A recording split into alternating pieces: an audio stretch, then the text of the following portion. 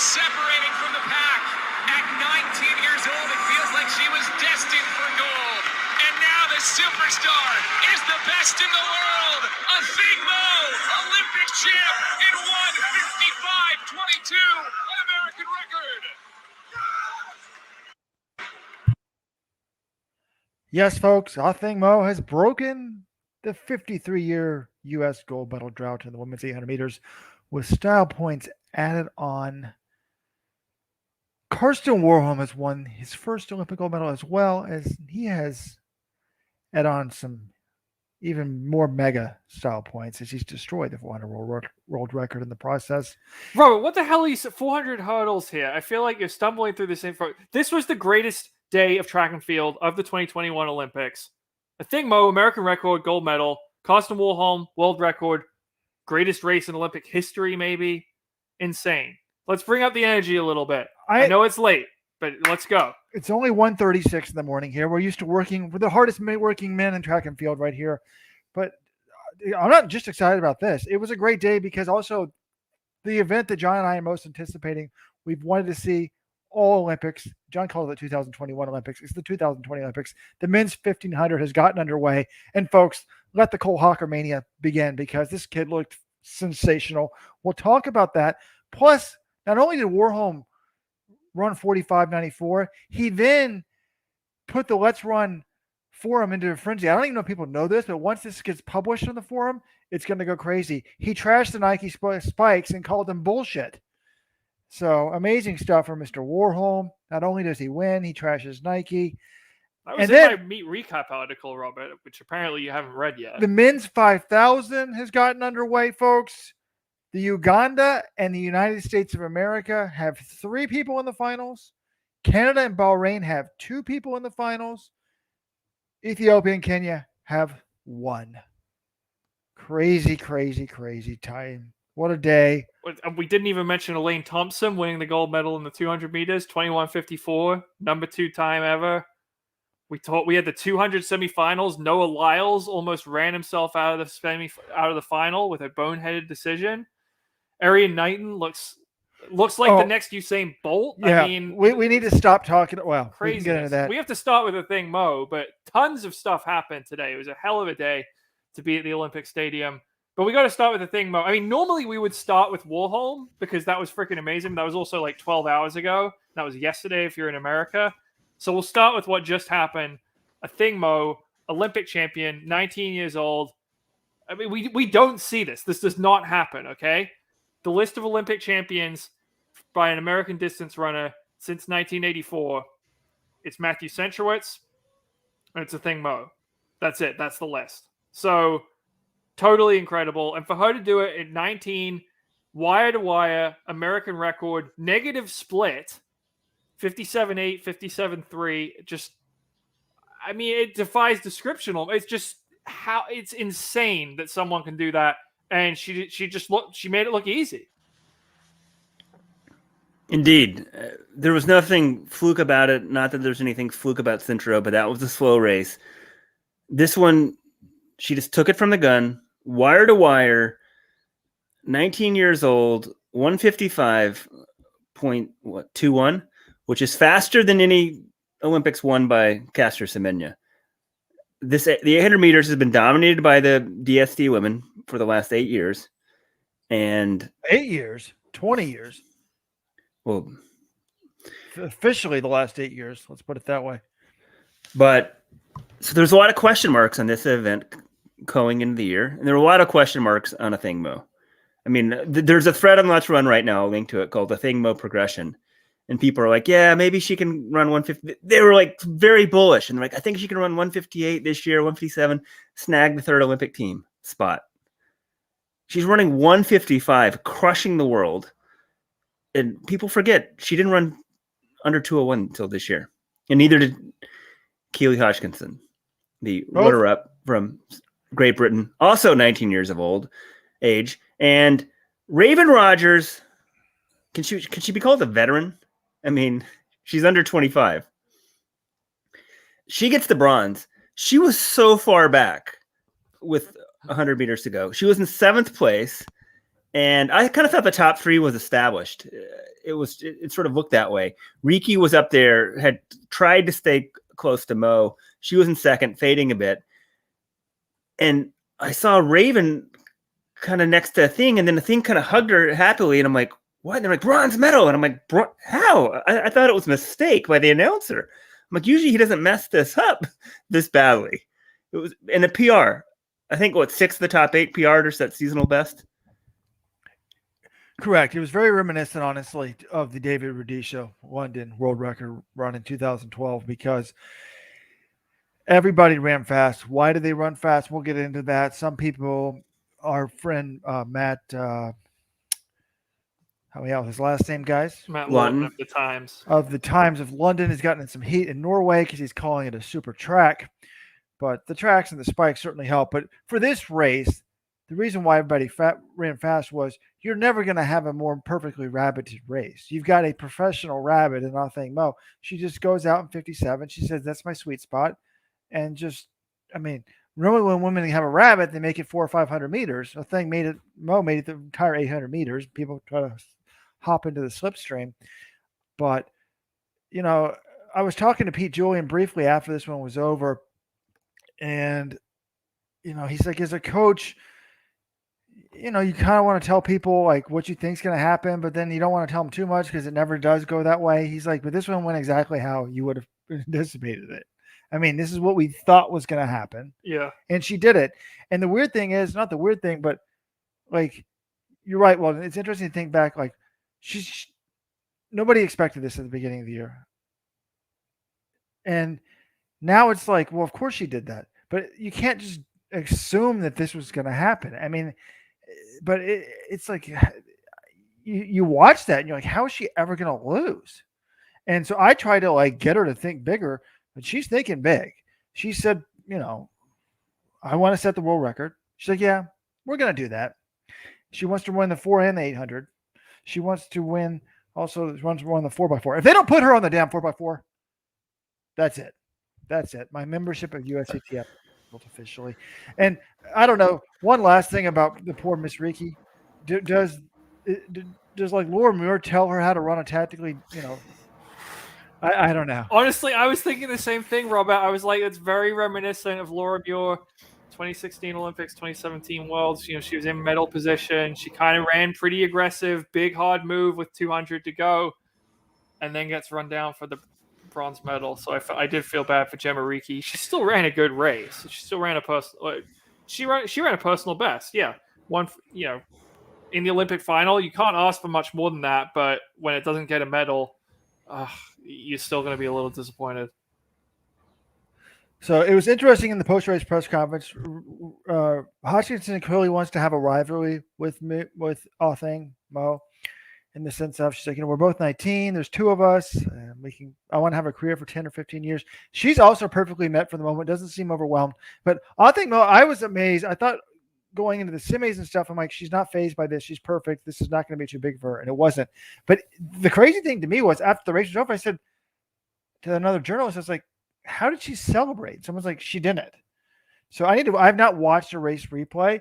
But even in the press room, she's like, yeah, it's hard for me to like sometimes take it all in, understand what it means. But she's like, when I expect it, I just kind of think it should happen. Like she was like, I don't know how to describe it right. Why wouldn't she expect this to happen? All season, she's dominated. Everything's gone totally her way. And then she gets to the Olympics. She just keeps improving. Like when she won NCAAs, when she was running 157 in the spring, I'm like, okay, that's amazing as a 19-year-old. You think this is their one amazing race as a 19-year-old, and then they're going to be some growing pains, like with Donovan Brazier. It didn't happen. She just ran faster at USA's, and then she gets out here, and she goes out slower than she did at USA's, but she runs a big negative split and she closed in 28 flat for her last 200. Like, she can go even faster than this if she runs like the traditional positive split in the 800. It's just crazy. And honestly, when I watch her run, I kind of think of Rudisha. And a few months ago, I would have said that's ludicrous to compare a 19-year-old woman to Rudisha. Well, now she's the Olympic champion. So she's actually in the club with Rudisha when it comes to that. And John and I were talking about this. She's got the same number of individual people like who's going to be the face of U.S. track and field. she's got the same number of gold medals that Shauna Richards-Ross ever won. Same number of gold medals that Allison Felix ever won in terms of individual Olympic gold medals. So pretty remarkable. But I mean, the race. Felix only won one, really. Yeah, she won a bunch of world titles though. But and she almost won in 2016. Shawnee Miller Weibo outleaned her. Dove at the line. But the thing with Mo is just, I mean, it's all just very. When you're so much better than everyone else in the field, you could just go to the front and if you run fast enough, no one's going to catch you. I know that's a gross oversimplification, but that's essentially just what she did. She got out there, she led through a pretty quick fast lap, and then the second lap, she ran 57.2, 57.3. No one else is going to be able to run faster than that, and you win. It's that simple when you're that good. Yeah. It's pretty interesting. I mean, I actually, I don't know if the article has been updated. Is the flash recap final, Weldon? Yes, it is. I put a chart in there about her progression year by year, and if you do it by birth date, it's a little bit weird because Mu's, I think Mo's birthday is like in June, so it's in the middle of the track season. But she was stuck basically. Well, I guess COVID kind of impacted it right for a while there, but. I'm trying to pull it up here. But well, I mean, Athing Mu had not broken 201 till this year. There's not that much to say. Neither had Keely Hodgkinson. They had not broken 201 this year. They both dropped down to 155. I mean, that's an amazing transformation. They're both very young. People are like, I'm sure. I don't know what people want to speculate. Drugs. I see some Momba DSD speculation as well. Guys, they test for this stuff. You have to trust the authorities to test whether someone has DSD. So that doesn't explain their success. And people think people think that Mo and Hutchinson are DSD. They're saying, hey, why are people not saying that? She looks just as feminine as Momba.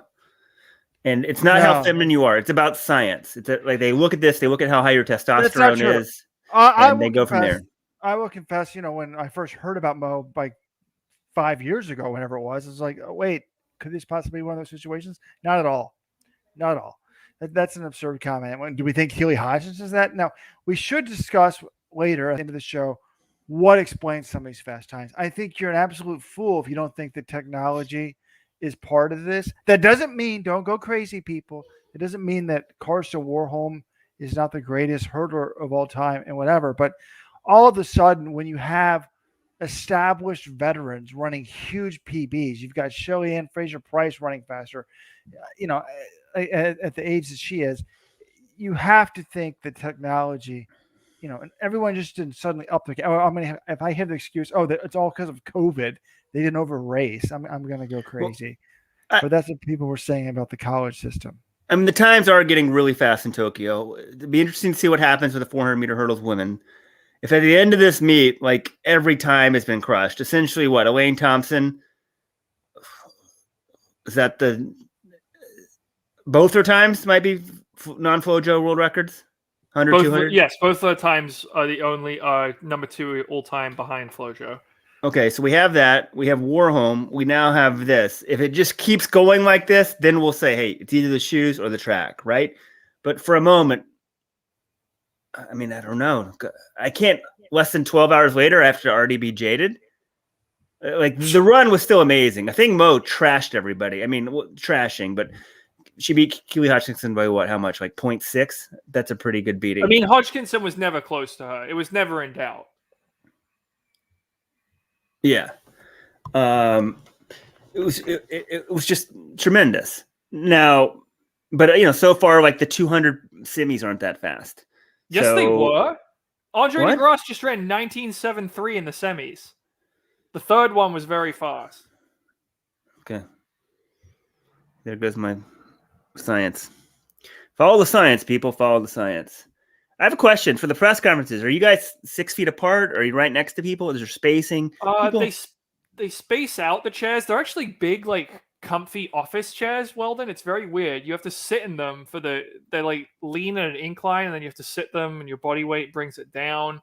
And they space them out, but they're definitely not 6 feet apart. Like, there's a lot of COVID theater, I think, or pandemic theater. Is what you would say?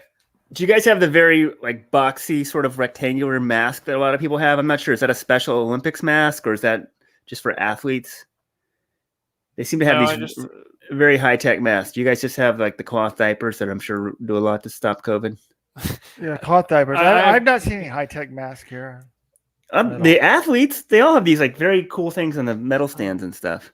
Robert has a bunch of N95 masks in his room that he has not used at all this trip, so he has access to it. But anyway, we should appreciate Mo because it's weird. It's so easy for her. It's like, what does her appreciate? Well, you appreciate her greatness, but it's a different feeling than when Centrowitz won the gold in 2016, right? Because that one, it was in doubt. People didn't see it coming. You're on the edge of your seat. Can he hold on? Is he going to do this? And then in this race, I watch her go to the front, and I expected her to do that. I expected her to win. I didn't think she'd really be challenged. And that's exactly how we already played it out in our minds. So there wasn't that and oh my God, I can't believe they did this, because we kind of already got used to that possibility. And I think part of it is also Let's Run Nation. It's a bunch of wannabe distance runners. I think that people think of the 800 as just more talent based, and then distance, guys, it's all talent based. But it's like, if I work really hard, I can maintain my 65 maxed out quarter pace, and I'll set the world record in the marathon or something. So I mean, here's a good point. This poster, Jovan Simatimba, says, why isn't anyone bringing up the 123 from Athing Mu from 600 meter indoors at age 16? That was at the 2019 USA Indoors. Hey, Staten Island. They brought it to New York to great fanfare. And then USATF pulled it. That's a whole nother story. But Athing Mu was this high school kid. I'm sure some people had heard of her. I hadn't. She busts out, breaks the American record, nearly breaks the world best at 600 meters indoors. And you're just like, holy crap, this kid is talented. And when you do the equivalent, conversions, it equated to about a 157.800. And then she went out and lost to Rosalind Willis at New Balance Nationals in the 800, like a couple weeks later. But by the end of the year outdoors, she did run 201 and get 5th place. So that always showed she had the talent or the speed. There's a couple issues. One, she did just 201 as a high schooler is phenomenal, but it's not going to do anything in the Olympics. And there's no 600 at the Olympics either. So she was kind of a tweener. And this year, even with the success at 400, you start wondering, like, is she really an 800 meter runner? And the answer was a definitive yes. She's both. I think she'd win the 400 if they let her run it. Do you guys? It's weird. Shawnee Miller-Weibo, I still, even though she hasn't been in great form this year, I still feel like she might be able to crank out like a 49 low if she needed to in the final. But we should remember, Athing Mu did not even win the NCAA Indoor 400. That's true. I take that back. No. But she crushed everyone in the NCAA Outdoor 400, and that's still the U.S. leader. She didn't win the indoors because she didn't get out hard enough, and if you don't get out hard in the indoor 400, you're kind of screwed. But this track, if Miller-Weibo runs like a 48.5, I guess you should subtract some time from Mo's best 400 as well. All right, let's think about this moving forward. Well, it's good. She's got Worlds next year, so that's good. It gives her something to focus on. The one thing I'm worried about is we've seen this with Simone Biles. Who? Simone Biles. Who's that? That's the Olympic gymnast. Simone Biles. Simone. Okay. There we go. He gets it right for the final time. She's a bronze medalist. All she can do is go down and not win. And I'm worried. I think Texas A&M was amazing for her. She has structure. She has goals. She has weekly meets. She has things to focus on. What is she going to do now? She's going to just be training to get ready for the Diamond League? I mean, she needs to have world record attempts or something. It's like she's not going to have the same structure. I did ask her; she's planning on going back to Texas A&M. I think she should stay in school, stay in the damn team, train with the team. I mean, if she could just replicate the same year for the next 2 or 3 years, it would be amazing. But she's like, yeah, I'm planning on keeping it the same. If I get bored or whatever, I'll do something else. But maybe 1 year she should run the 4, and then that would just the way they handled this year was perfect. They kept her in the 4, but they kept saying she was going to do the 8. It was just so masterfully done. So hats out to Coach Mallard. Is that his name? Milton Mallard. Amazing stuff. All right. 400 hurdles time. Yes. I mean, I'm fairly confident that was the greatest race I've ever seen in person. I was kind of confused. I was tired, and the midweek's getting to me. I don't think I appreciate it like I should have. Like I was in college when I was at the Michael Johnson. Were we at the 1932, Weldon, or were we at the 1932, right? Yeah, it's weird because in my head I was thinking like the old record was 1932, but the old record was what 1907. Was it 70 or 72? 1966 down to 1932. Really, it's weird how you get old, you start conflating times. It was kind of similar. You we were just out of college, and we snuck in some adult Gatorades into the Olympics. So the time flashed up, and I immediately thought, well, the clock's busted. And I think that's what some people thought here, too, as well. And if we're going to go to the 400 call, let's do the call on, this was the CNBC. Who thought there'd be track and field on CNBC? But this was a call from Robert, your good boy, Bill Spalding. Really? On CNBC. Bill Spalding and Tim Hutchings. Here we go. Here comes Benjamin down the backstretch, coming for home right. Benjamin trying to track down Warholm. It's a dead sprint to the line, and the world record holder, Karsten Warholm, goes sub 46. World record and gold medal. That is impossible. I mean, that's what we all thought. That is impossible. I was just like, what? I mean, it's just so shocking. I heard. I've been telling other journalists. Someone told me that's what Tim Hutchings said. Great call there, because that was better than the call in actual NBC when they said, world record, Olympic record, because Olympic record is obviously the case if it's a world record. Here is the call on the Japanese television station that I was watching today.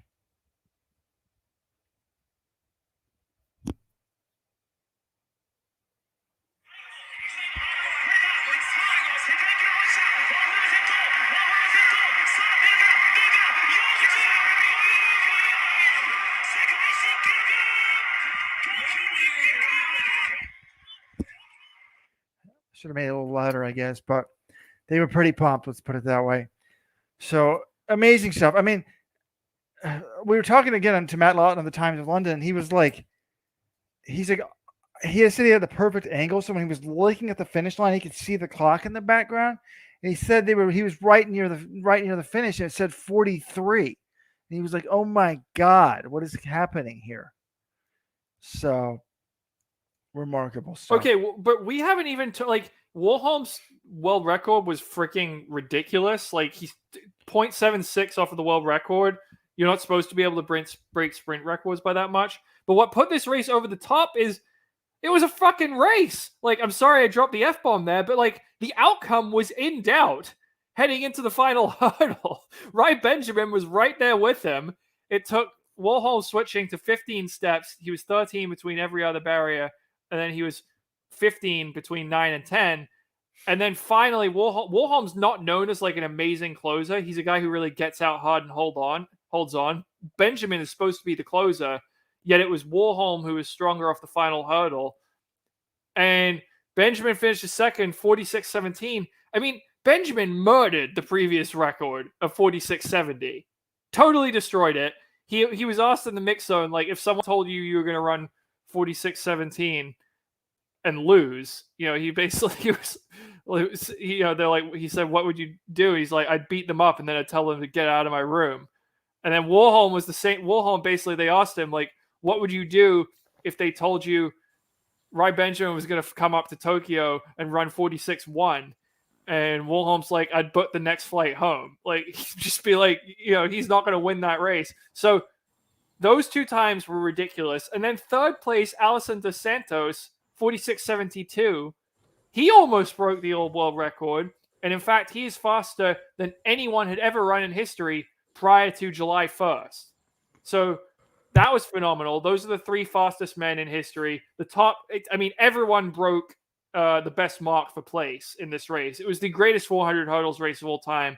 And there are a lot of people a lot of the journalists here who've been covering the sport longer than me think this is the greatest race of all time, period. John, what are you saying about the steps? So Warholm normally takes 13 steps in between the hurdles. And anyone who watches him run, he's a long strider. He's not as tall as Benjamin, I don't think. But 15 after hurdle 9, he basically said, like, to take 13 steps, you need to be patient. And he was getting desperate. He kind of felt like, I need to start turning it over more quickly if I'm going to be able to hang here. And he really felt Benjamin coming for him. So he went to 15 steps. And that, I think, he thinks is one of the reasons why he was able to pull out the win. Has he ever done that before? I don't know how often he does it, but I don't think it's a typical thing for him. It was pretty amazing in the sense of, like, Benjamin was catching up so quickly. Like, the next to last hurdle, he's basically right next to them. And then they just both went out so hard. They both kind of tied up. And then I guess Benjamin tied up a little bit more. I mean, it's just totally crazy. These are the 2 most talented 400-meter hurdlers we've ever seen. Maybe, Dos Santos is only 21. He's younger than both of them. So we'll see where he goes from here. But they happen to be competing at the same time. They're both in their absolute primes. This record the previous record before Warholm broke it had stood for 29 years. This one I could see lasting that long. I mean, who knows what kind of spikes or tracks we're going to see, but you've got to think about what went into this race. You got a fast track. You've got 2 guys perfectly peaked, pushing each other. They don't race each other very often on the circuit. This was their first race since 2019. And you've got those 2 things working together. When they meet again, are they both going to be peaked and in shape and ready to go? I guess you could say that at Hayward Field, but I think there's so many things came together on this day that may not be coming together in the future.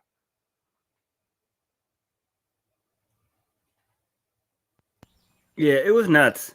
I mean, after the race, Dos Santos kind of looks at the clock and then he almost like faints backwards. I don't know if he saw his time or he must have realized he knew he had the bronze at that point. But I don't know if, like, all the times don't pop up within like 10 seconds, do they, John? Not usually, but they're quicker in races like this where there's a gap between people. But the 45.94 was there immediately, and yeah, as soon as I saw that, I just started screaming 45. Like, I just never even contemplated it was possible for a human being to run 45 seconds over hurdles for 400 meters. I mean, 45 seconds flat is very fast. You're a very good 400 runner if you can run 45 seconds flat. And 45 seconds, it just doesn't make any. I still don't comprehend how someone can run that fast over hurdles. Apparently, the British journalists are upset because Warholm's time is faster than the British sprinters, male sprinters, who are running in the mixed gender 4x4 relay with a running start. There's a picture of Dos Santos fainting backwards. Those are you guys watching the video show.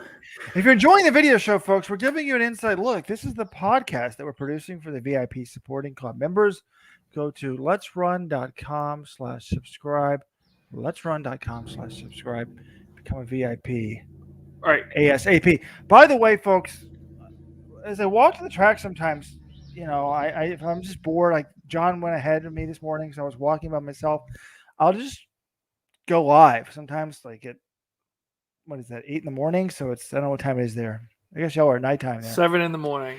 So 7 at night if it's 8 in the morning. 13-hour difference. So I was doing that today, and apparently, I don't know. People here do not jaywalk. John does it John like makes a point to jaywalk.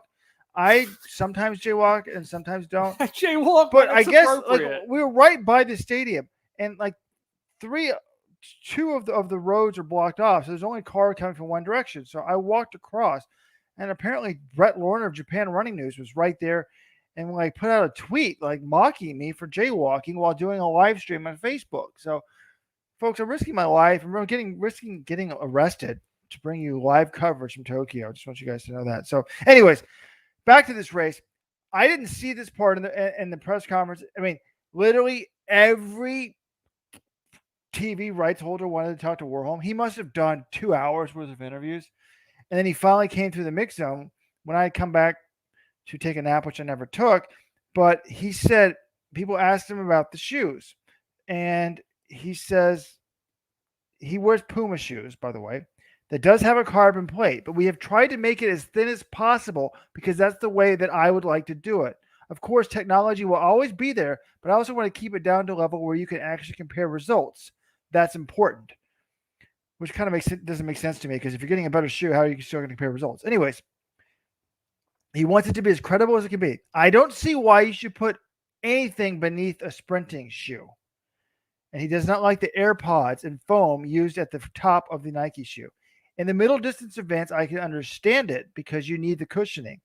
You know, if you want cushioning, you can put a mattress there. But if you put a trampoline there, I think it's bullshit. And I think it takes credibility away from our sport, folks. Those are some fighting words. He's basically accusing Ry Benjamin of cheating and calling the Nike shoes. It is kind of crazy. I did not realize this. Has this been going on all year or just recently that all the sprinters are basically wearing the Nike distance spike now? Well, we had heard that a sprint spike could revolutionize the thing, and Rachel Bachman of the Wall Street Journal, she reported, I think she's the only one who reported this didn't get a lot of notice. Nike shelved a spike that was too good. I don't know if they thought that World Athletics rules were going to invalidate it, but they had a spike that was going to break all the records. So it's just really a matter of how much technology are you going to allow. But I don't know. I shouldn't criticize the guy who just ran 45.9. I got a simple solution. If you want to compare times, then don't wear the new plate. I mean, it's like, oh, I'm just going to take a little bit of this supplement or something. It's like there's a new era. I don't know. I'm not a biomechanist, so I don't know if the AirPod is really that much different than the carbon plate. If anyone knows, say something in the comments. Well, Benjamin got upset. He's like, not upset, but he's like, I can run fast. You know, the shoes are good, but they don't really matter. And the track feels good, but it doesn't really matter. I can run fast in any shoe. Okay, fine. Then take those off and wear your other ones. I mean, how much do I think it's worth? It's such a small amount. This is the same thing with the super shoes on the road. It's a small amount. So if you're a runner, you're going to think, oh, I'm just super dedicated or whatever. A quarter second per lap for the shoes, a quarter second per lap for the track. I don't know. That's a half a second. Do I suddenly think that all these people are out of their minds at the same time? No, it's going to end up being like I am surprised it's counting the sprints though. Anyways, I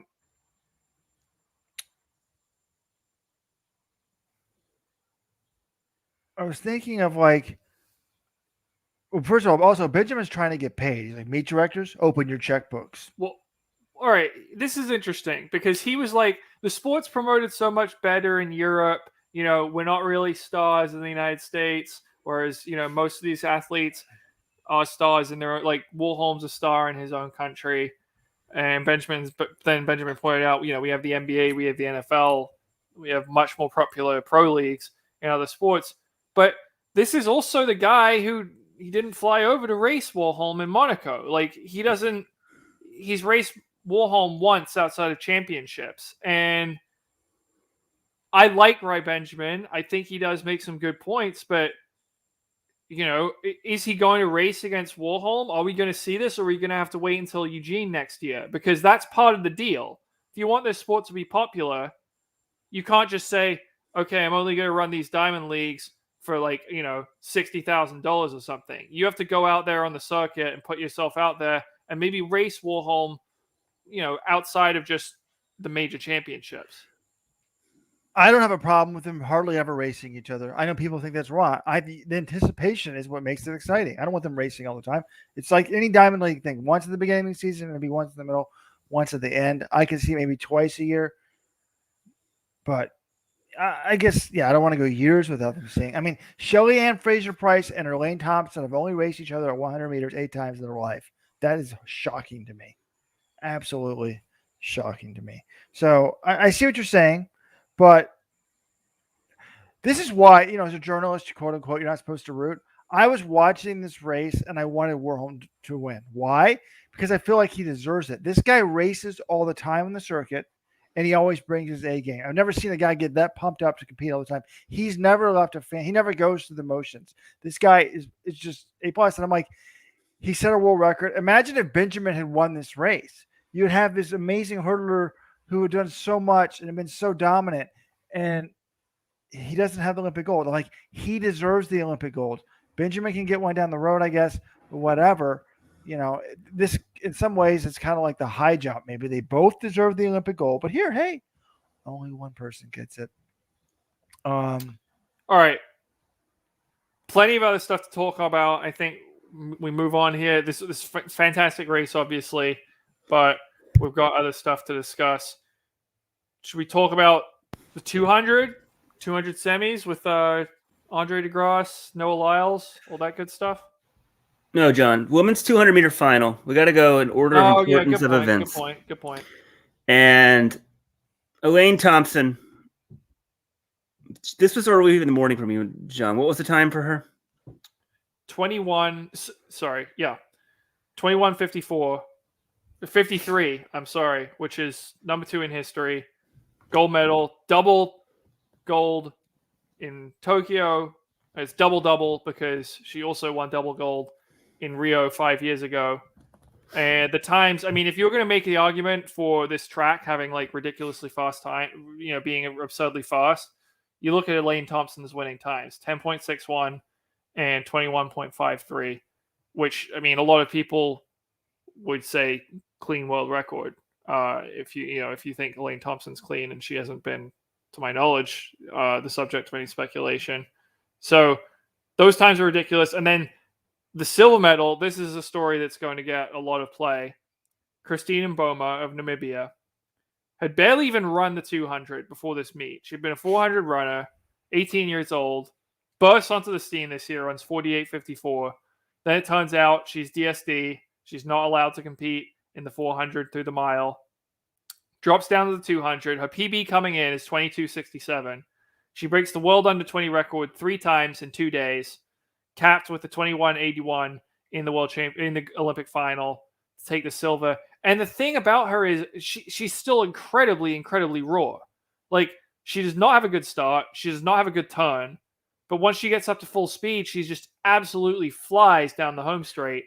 Blew by Gabby Thomas to take the silver medal. And you look at Mboma, I mean, if she's allowed to continue running this event, she may be the one to break FloJo's world record, because if she gets some serious coaching, I hope she does. Getting stronger, I could see a 21.3 from her.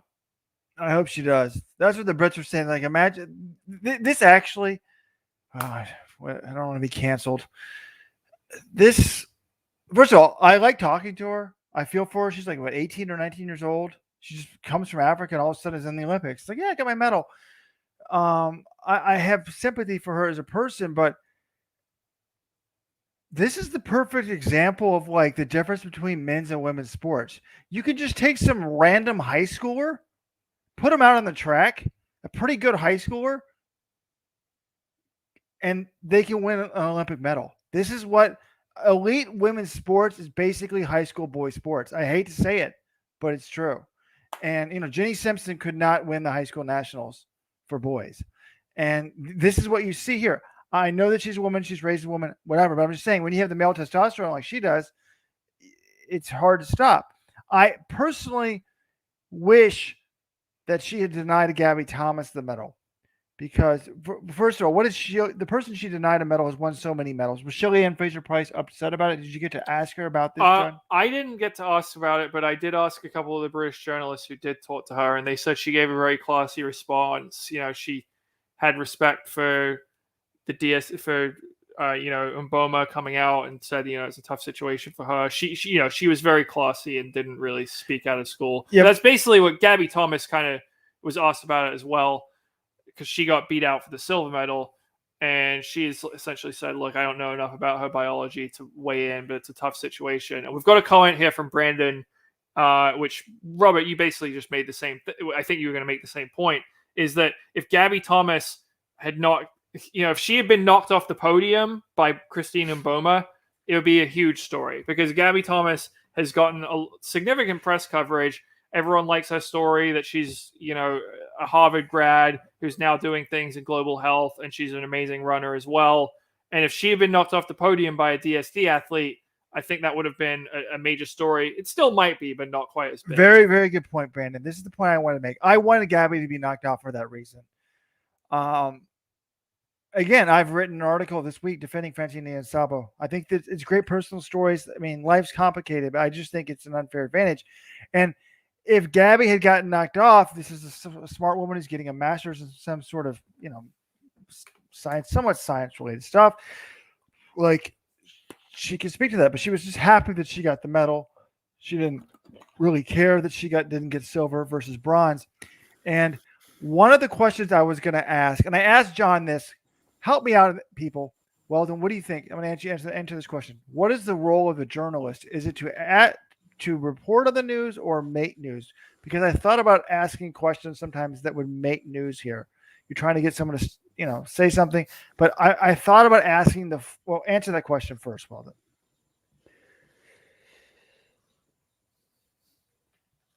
I want to know the question you're going to ask. I mean, the job of the journalist is not to intentionally make news, but it is okay if a journalist makes news. Right. Well, I wasn't trying to be. So you are allowed to, and a lot of what journalists do is like frame questions. I mean, turn to the New York Times sports section any weekend. You're like, oh, of course they wrote about this. So the question I almost asked at the end of the women's 800 press conference, and I should have asked it, and I blew it, is because otherwise, why are you here? Like, I don't need to hear them. My training's well. I want to thank my parents, blah, blah. I should have asked, because a lot of people have said, oh, these intersex rules are racist, and they want to keep the black women down from Africa. And I've never believed this. Eric Kinniger, or whatever the guy's name was, there was an Austrian white skier, the best downhill skier. Is there a rich white sport from the 60s that was found to be intersex and kicked out of the Olympics in the 60s, ended up living his life as a man once he found this out, that he had internal testicles, and fathering children. So why do you tell this story every time, Robert? I'm telling this story because it's not racist, John, and the woke left, like yourself, thinks that everything is racist. So what I was going to do was say to Athing and Raven, hey, congratulations, you guys have won medals. If the intersex athletes are here, well, Athing Mu would be totally competitive with them. But Raven Rogers would not be winning a medal. Let's be honest. She's not getting a medal. What do you think of someone who thinks that these rules are racially motivated? You've benefited from these rules. That's all I wanted to ask. I think that wouldn't have made news. Nobody would have cared. I agree. But so a couple of things. One, do we know the science of Mboma? Doesn't her coach or somebody from Namibia claimed she's not DSD? But I assume she has to be, otherwise these rules wouldn't apply to her. But there were some press reports before the games saying she's not XXY or whatever it is. Yeah, there was one article in a paper. I don't believe that. But if it's true, I mean, hey, World Athletics doesn't really provide justification for their disqualifications on the track, so maybe they're not doing it off the track. But that just can't be believed to me. I have to expect that World Athletics is going to be trying to expand the protected class, and will try to expand their regulations to cover the 200 meters now. Because the reason it doesn't cover the 200 meters currently, as we've discussed before, is they could only prove the big advantage in the 400 through the mile. And now with 2 DSD athletes making the final and a third coming close, that was Aminatu Saini in the 200 meters. I mean, that's a massive overrepresentation to have 3 of the best 200 meters runners in the world are all DSD when this condition occurs extremely rarely in the general population. They're now going to have data to sort of support, hey, these women get an advantage here as well. And I would imagine, since the World Athletics regulations leave that window open for them sort of expanding the events, they're going to try to push that through maybe before the 2022 Worlds in Eugene. They really should just do the open and then B category. Don't call it women's athletics anymore. That's the easiest way to get around it. Anyway. Well, I mean, the Laurel Hubbard woman, but I saw something and they said she's competing she's the first transgender female. Now, I guess we say transgender woman, but I don't think we should. I think at some point we have to go back to what words mean. I think the word transgender female should not be allowed. That doesn't mean anything. You're not a transgender female. A woman is more about your gender identity. Fine. I'm willing to go there and say transgender woman. We could just say transgender because you're sort of wanting to take over something that is related to sex. But transgender female, no. Transgender female, that's a confusing term, Weldon, because as you said, gender refers to man or woman. It does not refer to male or female. So to call someone a transgender female is just confusing. Right. So we should wait. Laurel Hubbard is not a female under, I don't think, any definition, right? She's a woman. She's a transgender female woman. is for sex. So she's a transgender male, I think. So I think. Oh, sorry. Yeah. Yeah. Wait. No. Oh, well, I guess. Yeah, that's confusing. Someone who's like way more woke than me, is there any scientific justification for calling Laura Hubbard a transgender female? Because I heard that term and I'm like, no. At some point, I'm saying no. We have to stop. She's not a female. Do we have She's to talk about woman. this? No, you just went on for this for 20 minutes. Yeah, but this is, I mean, I wasn't talking about transgender women. Yeah. Okay. They are in the comments. So, all right, guys. The men's 200. Okay. I think we go there. And we also have the men's 5K heats. And 1,500 heats from this morning. We got to talk about the 1,500 heats. Oh, my gosh. No, we don't have to. Oh, men's 200, I think the big picture there was... Look, this is the big picture. We're looking for the face of track and field. It's not going to be Karsten Warholm. Mark this down. August 4th, 2:22 a.m. in Japan. It's August 3rd, so I have 2 days. Mark this down in history. The face of track and field moving forward for the next decade is going to be Yared Nuguse. This guy is a freaking phenom. Could he possibly win it at this age? I mean, I guess Athing Mu would be the Allison Felix of the next 10 years, but better. This guy, I mean, he was amazing. He had a terrible start. It looked like he was jogging. Did Otto Bolden say anything, Bolden? I don't know what happened to his start. He just runs everybody down. This guy could win it, I think. Am I crazy to say that? You're not crazy to say it. I don't think he's going to win it because DeGrasse ran 19.73 in his semi. He looked great. He looked great in the 100. Lyles ran faster than Knighton, and that was with Lyles letting up at the end. And Lyles, is still pretty much unbeatable in the 200. But Knighton, his ceiling is his ceiling is like Bolt, basically. He's that good. He's faster than Bolt was at the same age. Like, I don't like making Bolt comparisons, but this guy, with how easy he makes it look, how young he is, and how fast he's running, I think Bolt's really the only guy you can compare him to, right? What was Lyles running at the same age? Now, I think a couple of things. One, at the trials, I think after the semis, we all did the same thing. I was like, oh my God, this guy could win the thing. He had the moxie. He was celebrating. But what did he run today? 20.1. It was by far the slowest time of the winning times. No. 20.02. He won his heat. It was slower than the other two heat winners. But you said, what was Lyles running? Arian Knighton is 17. And he's run 1984 this summer. He ran 20.02 today. Noah Lyles, when he was 19, ran 20.09. So he's 2 years younger than Noah Lyles was. And a quarter second faster. And he's run significantly faster. Okay. He does look like Bolt, the old skinny young Bolt. It's kind of uncanny to me. But I don't know. I think so I guess the question comes back to the trials. I thought he was going to win the final. and he got beat, but not by a lot, not that much. And Lyles raced this game. So do you guys think in the finals, Knighton at the trials, the other guys they raced their game, but do you think he got up tight, or do you think he just did his best and they were better than him? It was the latter. He ran a personal best in the final, 1984. So then why do you think within a month later he's going to be better than them this time? Because this guy, again, the ceiling, we just have no idea what it is. I'm not predicting he's going to win.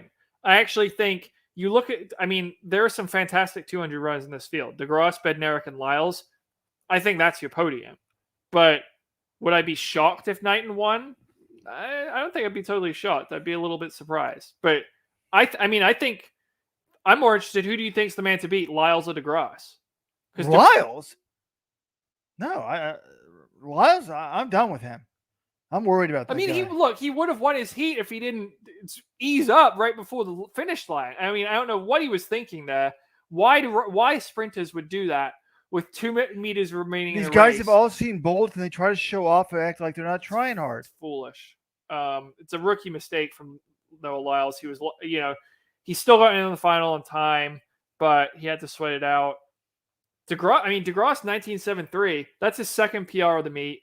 He hadn't PR'd in the 200 since the 2016 Olympic semis. So he really loves those semifinals. And him and Bednarik were kind of looking at each other. I got flashbacks to DeGrasse and Bolt in Rio 2016, just sort of smiling and laughing. And the thing we saw with DeGrasse was he went really hard in that semi to try to beat Bolt and scare him. And he couldn't run as fast in the final. I don't think he even broke 20 seconds in the Rio final. I'm curious if running that hard in the 200 semi is going to come back to bite him in the final. But I don't know. I think him, Bednarik, and Lyles is your podium in some order, and I'm not totally sure what order that's going to be. Lyles is at lane 3 now. When's the last time he had to run a serious race in lane 3? Joseph Fambula could medal at a lane 8. Yeah, I think the lane selection is very good for Fambula. That guy is we're supposed to use. John, can we use freight train for him? Because he looks very big. I know you wanted to retire the word freight train for bullet train, but he's very big. He starts just trucking at the end of the 200. And at lane 8, you can't get any better than him. There's less of a bend. I think it should really help him. And does anyone else think he looks like 50 Cent? Do you guys even know what 50 Cent looks like? Yes. What did you say, Robert? I don't know. I'm pretty far away. I don't look at his face. Guys in the chat, please let me know. Do you think he looks like 50 Cent? I think the comparison is clear to me. Okay, guys. I found on DraftKings some betting on the 200. Now, since DraftKings is legal in the U.S., this is interesting. You cannot bet on someone under the age of 18. So Yared Knighton has been pulled from the betting there.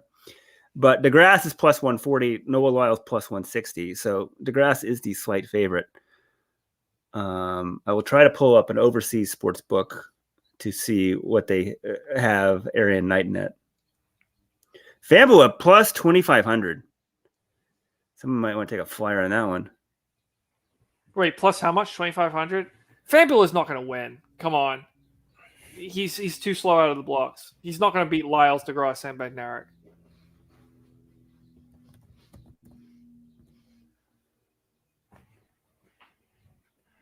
People do think he looks like 50 Cent, John. I knew it. I knew it. Okay. 1,500 prelims. Rojo, do you want to express your love for Cole Hawker? No. Well, can we just get the 5,000 out of the way? Do we even talk about the 5,000? We just put it up on the website. Right. The news from the 5,000 was they were loaded. I think each he had 5 guys had broken 13 this year. 13 is not what it used to be because of the new shoes, but gun goes off in the first heat. I'm like, oh, the BTC guys going to work hard together because they got Mark Scott. You had Woody Kincaid. You had Mohamed. No, they let it go slow. They went out in 14-minute pace. They run a 4:01 last mile. And then Mark Scott misses out because he's 6th and not 5th. And I said afterwards, this is before he knew he was out. I'm like, did you guys think about pushing the pace? He said, no, we're Bowerman. We don't lead. So great quote there. And I thought it was amazing. But he's like, we trust our finishing speed. And they do have great finishing speed. They actually put 3 in the top 6. For Mark Scott to just barely miss is actually pretty good for him. And it was shocking to me to see these 12 getting at Wale, 1253 Ethiopian champ, gone.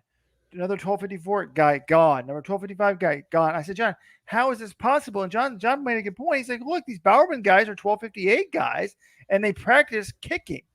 And that actually gets back to the thing about in the press conference, they said, John asked her, what's the biggest difference in your training? She's like, I was doing no weights in high school. So getting stronger, working that finishing speed. Bowerman does it. They had a great meet.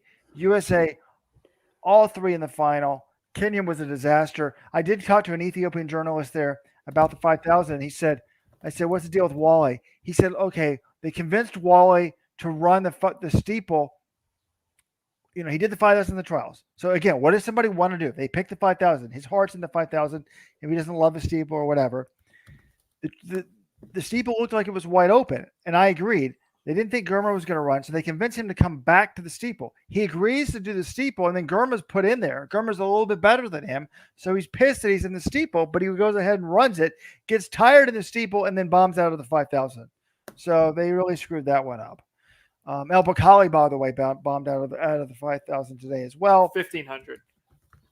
Oh, excuse me, the 1,500. Apparently, he went to bed at like 5 a.m. after winning the gold medal last night, and then he shows up at 9 a.m. for his 1,500 heat. No wonder he didn't. But I was talking to, or one of the Kenyans. A lot of the Kenyans are talking Swahili in there to the press, and he was talking to his journalist forever. I think this was Kameli, and I could tell he could say who could win. And then he said, I heard him say Ahmed. Like these Kenyans know who they know who Mohamed is. I guess he did medal. So, you know. They know. And it was also interesting. John talked to Justin Knight of Syracuse, who's run 12:51 this year. He said, what's your goal? What type of race would you like? And he's like, I'd like a race that I win. And he's like, you don't have to quote me on that. And then he kind of laughed. But he's like, look, every race I've run in college, I wanted to win. I don't know if it's realistic, but, that's the goal. So, I mean, to me, the way breaking down this race, because we haven't John's written a preview, but we haven't done it. John's going to publish a preview, I think, of the race soon. But I think Couture's definitely going to medal. I think that's probably the only person that I'm certain is going to medal, right? Well, I'm not certain, but I think he's probably my pick for the win, to be honest. He's run 3:28 this year. The craziest thing about this is I think you can make the argument the best 5,000 runner in the world may not be in this race. I think Solomon Barega, if he was in this race, he would win it. I think you could make the argument maybe the second best, Jakob Ingebrigtsen. If he was in this race, I think he might be the favorite as well. He's only doing the 1,500. The Barega thing, I mean, the 1,505, obviously that's a tough double at this meet. The Barega thing is infuriating, and I guess they don't, to the Federation's credit, they didn't know he was going to win the 10K. But also, like, I don't know, you look at the team that is competing here, he'd be an upgrade for sure. It's just, I don't know, it's kind of messy how it all figured out, but it's kind of a bummer that Barega's not. Normally, the 10K champion is also in the 5K, and he's not this time. I mean, I don't know the right way for Ethiopia to do it. Maybe the trials were too far out from this meet. They had a trials to try to get away from this selection where they screw up the selection, and yet somehow the trials were really bad for them. I mean, this is the team with a 2-time defending champion in Edris. He's not on it, even though he's in pretty good shape now. It's just crazy how bad. If you told me they'd have one guy in the final, I would have said no freaking way. So wide open. Yeah, John, it's wide open. I mean, when I was in the prediction contest, we never had Barega in there, and I woke up this morning, fortunately, at 6:40, and was like, "Oh, I got to switch my picks." But I had Ingebrigtsen. I thought he'd win, and I had a really tough time trying to figure out who was going to win. So that's crazy. But also, here we are, 200 odds, Bet365 has Arian Knight in there. This is interesting. So DeGrasse is 2-1. That makes him 33%. Lyles is 9-4, which makes him 30%. And Knighton is 5-2, which makes him 28%. Wow. That's kind of crazy. So you could bet all three of those guys, load up the trucks, bet on all three, and you'd make money if one of them wins. Is that true? Yep. How the math works? They're all under 33%. So if somebody else wins, you're in a lot of trouble, though, John. So that's that. Wait, I think John, I was up too late. I forgot to change my pick. By the way, I'm in the top 10 right now in the running warehouse prediction contest. I forgot to change my 5,000 pick. Oh my God. Let me see. Jacob Kiplimo, Getnet Wale, Muhammad Ahmed. That's not a disaster. Could be worse. That's a disaster. Well, you picked Ahmed. So wait, Robert, did you talk about Justin Knight's comments? I was looking up these betting odds. Yeah, I mentioned them. I mean, this is the problem, though. I refuse to pick people that I think are dopers to win because I don't want them to win. Anyways, screw enough. No one cares about the 5,000 right now. Let's talk the 1,500. This is the marquee men's event on the thing. I was so pumped for this, and I don't think I got there right before the 1,500 meters started, and I'm like, all I did was watch Cole Walker 100% of the time, and I was just like, okay, I'm going to grade his tactics. He got out on the rail. He went out kind of hard the first 100, got on the rail in like third or fourth, and he just stayed on the rail. It reminded me of Centro. This was, well, though Centro doesn't like to be boxed like that, but I'm like, first lap, absolutely perfect, A+. Second lap, perfect, A. Third lap, perfect. He ended up, normally when you get on the rail, people come around you because, you know, they weren't running super fast, and you get shoved to the back, and eventually you, at some point, have to make a move up to the front. Somehow he stayed on the rail, did not leave it, and was in third place at the bell because he said, "Yeah, I said he's good at accelerating. I don't know how he does it, but he's just got an innate ability to do it."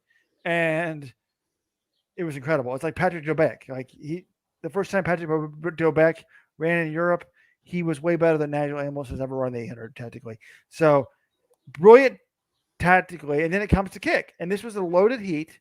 There was like a lot of good guys, and the first heat, you don't know like what the time is, so you got to kick it in. And he said it best. The way he described it to was perfect. He's like, you know, he said it was people were pushing and whatnot, and then he's like, normally you got to see what people have at the end, and I didn't go all out. He's like, I had more left. I thought he looked great. Yeah, he looked really good, and the first round made me appreciate how freaking stacked this event is. I was looking at all the heats. I'm just like, wow, oh, this guy's good. This guy's in here. Oh, no, there's this guy. I was like, this event is freaking stacked. And the other thing my other takeaway from that first heat was Josh Kerr. And I picked, if you guys read the preview, I picked Josh Kerr to win the gold medal. And he almost went home in the first round. I was like, Jesus. So I don't know. I'm still alive. My prediction's still alive. My bet's still alive. But I talked to Josh after the race, and I was like, dude, what happened? Like, he looked okay, and then the last 10 meters, he just fell apart and started bleeding places, and he totally rigged up. And the problem was he wasn't in great position. He was getting, shoved around a little bit. He made a big move with 500 to go to move up towards the front. And he said he knew when he was making that, when he was like, okay. And then he got to 200. And I'm like, oh boy, I'm going to pay for this move. Like the big move I made at the bell, aren't I? And he did, he ended up just rigging up and almost ran out of gas. He wound up 7th, getting out lean for the final auto spot. He did get a time qualifier to the next round. And he said, look, this was just a bad race. Like I ran up it poorly. Things happen. Everyone has a bad race. He still advanced. He said his confidence didn't take a hit. My confidence did take a hit, though, because people generally don't win the Olympics with getting a time qualifier out of the first round. Hopefully he looks better What tomorrow. Do you mean? The Italian dude did it in the 100 meters. Well, that was in the semis, and he also ran incredibly fast. But yeah, I don't know. Not a confidence boost for Josh Kerr in Heat 1. Look at Heat 2. We got a bunch of, again, like in the 1500, Charles Samotwo, the Kenyan champion, he needed a time qualifier to advance, or did he not advance at all? He needed a time qualifier and got in. That was in Heat 3. But I mean, Samuel Tefera, he's a world indoor champion. He didn't advance. Jai Edwards, the Australian champion, he didn't advance. I mean, some good guys. Philip Ingebrigtsen, global medalist, he didn't advance. Some good guys are going to be watching the semifinals from their couches or from their hotel rooms. Look, The bigger thing though, it's all about Hawker. Why? Just because you want it to be? No, because we had a lot of questions about him. We didn't know what he was going to show. This is a long college season. It was like Athing Mu. Athing Mu was like, I felt fine. He's like, I was wondering if I'd feel stale. I didn't. Ben Thomas has done such a good job with him. He said we basically took some time off and rested, and then I just sharpened up for this meet. And I think I felt really, really good today. So that was huge.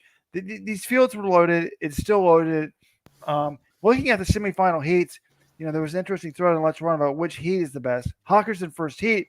Again, he's got Timothy Chariot. I think he's going to do what he did in this heat, just get right behind him and follow Chariot in that heat. I would rather be in the second heat because the second heat's going to have Stewie McSwain. They're going to know what time they need to do, and they're just going to try to go get it, I think. Oh, my boy Josh Kerr's in that heat. There we go. All right. Just survive in advance, baby. Survive in advance.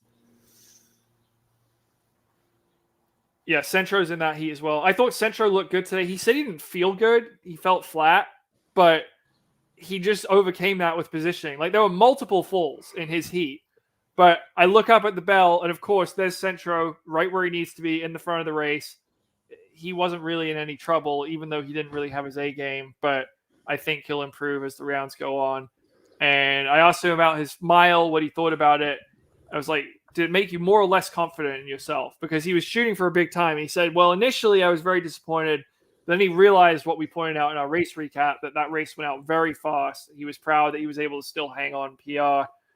And, he knows that wasn't the big goal. This is the big goal, Tokyo. So he was in fairly good spirits afterwards. Oh, and then, final thing we need to talk about here, Yared Nuguse DNS. This broke, I was on my way into the track, and I see an alert from Notre Dame Track and Field saying Yared Nuguse is a stretch with a quad strain. I was like, where the hell is this coming from? What's the deal? And his coach, Sean Carlson, said it was, something he picked up quite recently. And there have been a lot of outcry. Why isn't Craig Engels running this?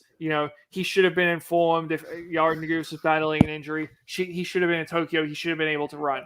Here's why Craig Engels did not run, okay? Nuguse, he developed this injury, but he had been running through it, and he thought, waking up this morning, he thought there was still a chance he was going to run. He was going to give it a go, see how his leg felt, and if he couldn't do it, he couldn't do it, but he wanted to see what he was capable of. He tried sprinting. He couldn't sprint. He ultimately pulled the plug and said he wasn't going to do it. But by that time, the start list is already published. He's on it. It's too late to sub in Engels. And I don't begrudge him that. Look, Yared Nuguse, if he thought there was a chance that he could run the 1500, I don't blame him for taking it. And it's unfortunate that he DNS'd and that Engels wasn't here. But okay, John, that's the way it is. We've been on the show for too long. All right. Only Robert is allowed to go on really long monologues.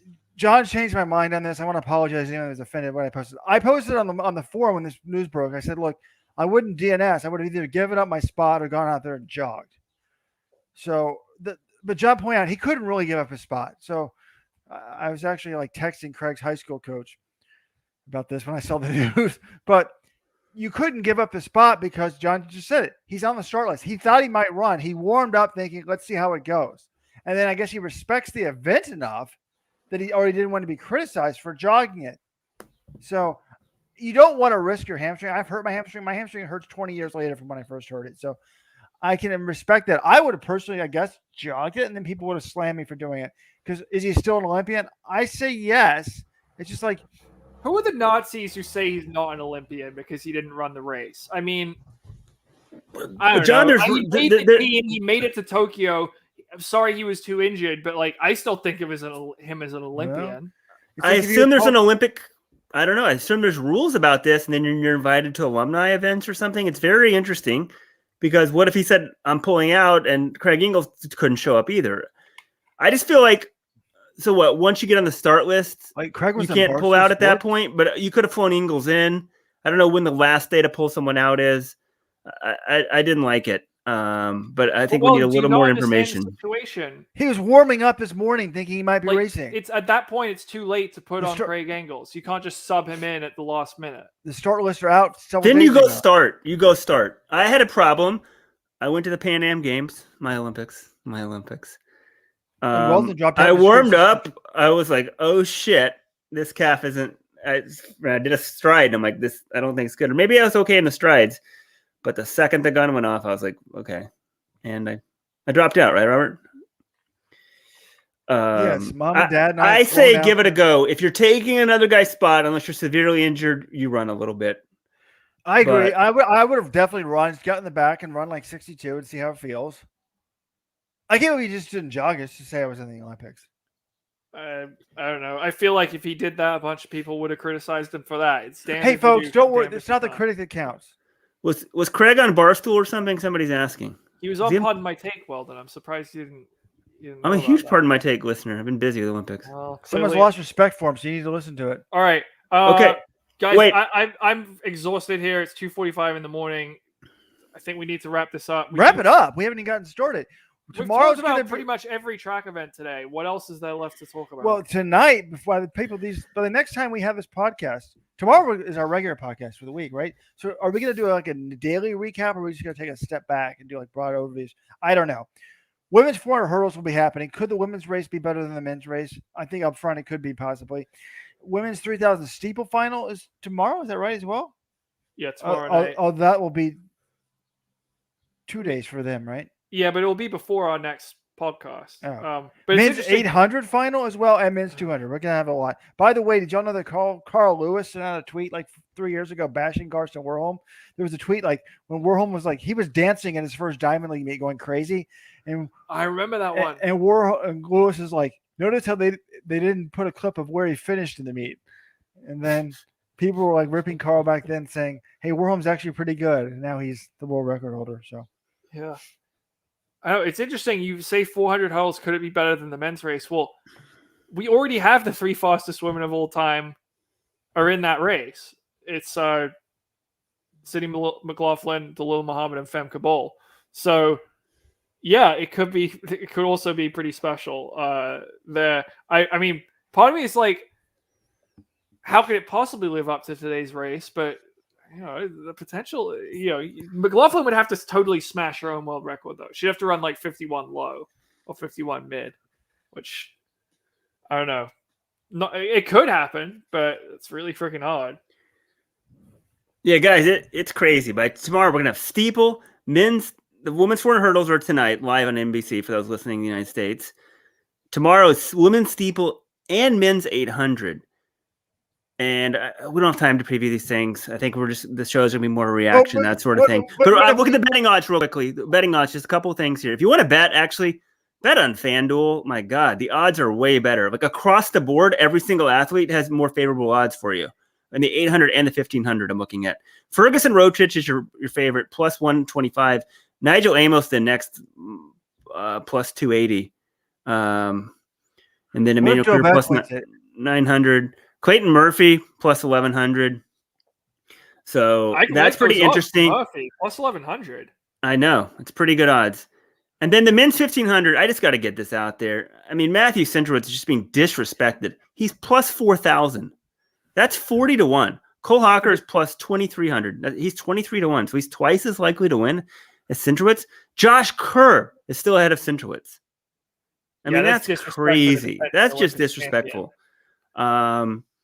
And I wonder, Nick Willis is still alive, folks. How in the hell did he get out of that heat? Amazing. He had Steve William McSwain towing everyone along for the time qualifiers. But Nick also said, I talked to him after the race. He said this is the best he's felt in 3 years. So he doesn't think I think he's just happy to be in the semis. But he ran 3:36. It was a pretty good run for him. Okay, guys, women's steeplechase. Here it is for you. Hyven Kiang, the favorite, plus 190. Then Beatrice Chepkoech, the world record holder. Then Winford Yavi, plus 3. They're both plus 340. Then Emma Coburn, plus 650. That's an insult. Plus 650? That's the best value right there. You think Courtney Frericks plus 1900, John? Frericks is the best value. I mean, if you think Frericks could beat Coburn, could she then win? Yes, she could. She said she's in great shape. Interesting. Yeah, if I were a betting man, I might put put some money on both the Americans. Root for America and hope that they win it, and you make a nice profit. And the women's 400 hurdles, Sadie McLaughlin, minus 250, which makes her Go to my conversion chart here. Should know this actually, but I don't. 71% to win. Femke Bol is the number 2, not Delilah Muhammad. Wait, what? Really? Cool. That's Yeah. ridiculous. Let's see. It's not even close, actually. This is FanDuel.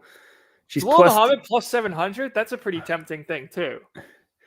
Let's see. What are the Plus odds of that? 340. 340 is. That makes her 22% to win, and plus 700 is going to be half that, so 12%. Does she win it 1 out of 8 times? I think so. We didn't talk. Did we ever talk about this in one of the podcasts? The Nigel Amos decision. Oh yeah, let's do like 2 minutes real quick on that because Robert and I have reviewed the video now. We both reached the same conclusion. It's This like an decision's a joke. absolutely a joke. Nigel Amos took out Isaiah Jewett from behind, and they put then they put him in the final. It's the craziest thing. It's the dumbest thing I've ever seen. No, I think the ruling was there was incidental contact that happens in racing. Jewett went down, and then he took out Amos behind him. They don't But he care went about the down as a result of the incidental contact with Amos. If Amos right, but wasn't they're saying close that's to him as he incidental. It's was, not caused by Amos, and that the fall wiped him out. If Amos What is wasn't as it- close to him, how is there it- wouldn't have been contact. How is it incidental contact if Jewett is knocked down because of that contact? That's called tripping. Well, then I don't understand how Jewett isn't put in the final. Some people, John, I analyzed this Bruder tape a couple times. Some people also say that Jewett was cutting in, but it was like the most gentle cut in I've ever seen. I mean, he saw him coming, like, get the hell out of the way. Like, What do you mean cutting in? Jewett's ahead of him Jewett's ahead of him, but on the rail. Amos was on the rail originally. Jewett was on the outside, came up, got way in front of him, and then moves in. And then in one of his back kicks, it clips Amos's leg, causes his legs to hit on the forward motion, and boom, down they go. Or, yeah. If you're gonna put one in, you should have put 2 in and just had him Yeah. share a I lane. think it's kind of insane that. But I'm glad because I've got him in the prediction contest. Again, he's like a guy I feel like deserves the gold medal. The winner of the race deserves the gold medal. That's what I'll say. It's Athing Mu. Okay, that's a wrap on day 5 from Tokyo. Athing Mu, Karsten Warholm. This was a fantastic day of track and A field. reasonable runner August could have, 3rd. and I mean, Tom Brady's birthday times 44. Happy birthday to the GOAT. it's Jonathan Gault's half birthday today. Oh, I didn't even know you knew that. Oh, by the way, Luis Grijalva, the guy that John got into this meet, great story, has not been out of the United States of America. He loves America so much because he came there from Guatemala as a young child, but he didn't have a passport. John wrote an article, the State Department saw it and gave him citizenship. Well, we don't know the Or State not Department citizenship. saw it. I was one of several journalists who wrote this article. I think his lawyer deserves the lion's share of the The lawyer wanted, or I don't know who wanted it, they wanted John to write articles to put pressure, and something that takes 3 months only took 25 days, and he was at the Olympics, and now he's in the final. I mean, who would have thought that Luis Grijalva is in the final of the Olympics, but getting it Wally is not? That's why they run the races. All right, I gotta go to bed. I'm exhausted. It's All right. 2:55 a.m. Did you guys bring drink element tea there? You guys need to. I Robert's did. been It's drinking it amazing. daily. I drank it all. I drank. It's so humid here. I drank. Oh my god, that stuff is really amazing. By the way, folks, absolutely amazing. It really is. I love it. This is the problem. People that hear us doing the advertisements, you don't actually listen to it. Even myself didn't listen to it, and then I bought it. It is amazing. It's just like the VIP subscribers group. So, let'srun.com/ Yeah, I guess if you're listening, you know, wait, I think it's only subscribers, but you want the best sports drink out there, go to drinklmnt.com/let'srun. Free Wait. sample pack for $5 shipping. What do y'all think? Is it bad? Should I lose my journalism credentials if I don't wake up tomorrow to go to watch so much 400 hurdles? What if I just watch it in my room on Japanese TV? I call that weak sauce, Robert. It's a long walk. I'm aware of how long And I'm the walk tired. is. John, Robert talked about moving hotels. Why didn't you guys move? I looked, John. I'd have to share a bed with John, unless I got 2 rooms, and I thought it was too expensive. Well, I'm going to try to end this podcast for the 3rd time now. I Well, need to I go mean, to sleep. I have a hurdles Shit. final to catch. I didn't get my nap today. I'm very cranky. I think it's time for me to sleep. Good night, guys. Good night. Gals.